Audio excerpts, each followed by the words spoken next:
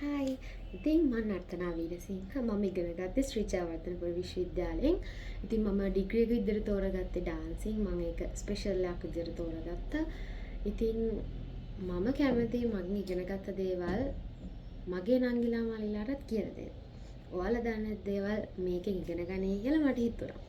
මට හිතුණා අපි කොච්චර රචනා ප්‍රශ්න ලිව්වත් අපි ලස්සන නැටුවත් සමහරක් වෙලාව අපේ MCQ නොදැන ඉන්න පුළුවන්. සරලම දේවල් අපි නොදැන ඉන්න පුළුවන්. ඉතින් මට හිතුණා ඒ දේවල් ඔයාලත් එක්ක සාකච්ඡා කරන්න. අපි කලින් එපිසෝඩ් එකේ අපි ප්‍රශ්න 10ක් සාකච්ඡා කරා. ඒ වගේම මේ එපිසෝඩ් එකෙත් අපි සාකච්ඡා කරමු තව ප්‍රශ්න 10ක්. හරි. අද එහෙනම් අපි කතා කරමු තව ප්‍රශ්න 10ක්. පළවෙනි ප්‍රශ්නය පාසරඹ අභ්‍යාස කිරීමේදී යොදාගනු ලබන විශේෂ උපකරණය කුමක්ද? 2. අවකාශ භාවිතය යනු කුමක්ද? 3. භාවිතා කරන ආකාරය අනුව අවකාශයේ කොටස් කීයද? 4. හනුමා වන්නමේ තිත හා බෙර පදය නම් කරන්න. 5. ගැමි නැටුම් වල ලක්ෂණ 5ක් නම් කරන්න. 6. ලී කෙළි නැටුමක කැටයමක් දක්නට ලැබෙන්නේ කුමන ස්ථානයේද? 7. බෝවත්තට වැඳ සිරස නමන්නේ මෙම කවිය අයත් තිත කුමක්ද?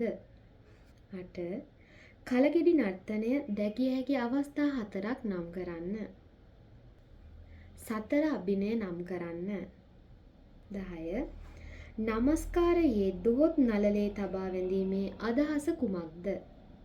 ඉතින් මේ අපි කතා කරේ ඉතාම සරල ප්‍රශ්න 10ක්. ඔයාලට තේරෙන්නේ නැති බලන් ගියා අයියෝ මම මේව දන්නවනේ කියලා.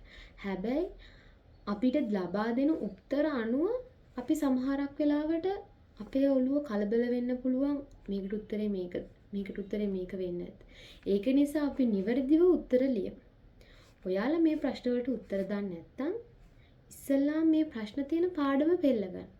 පාඩමක් ඔයාලට නැත්නම් අද වෙනකොට තාක්ෂණය ඕනෑ තරම් දියුණුවා නේද? ඒක නිසා ඔයාලට පුළුවන් Google එක භාවිතා කරන්න, YouTube එක භාවිතා කරන්න, අද වෙනකොට ChatGPT තියෙනවා, Gemini තියෙනවා.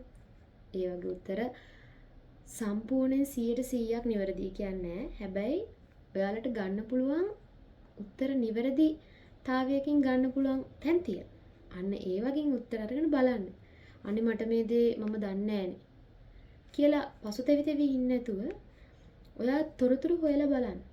එතකොට ඔයාලට ප්‍රශ්නයක් එනකොට ඔයාලා දන්නවා මම මේ උත්තරේ මම මෙහෙම දවසක හොයාගත්තා. මේකට උත්තරේ මේක නේද කියලා.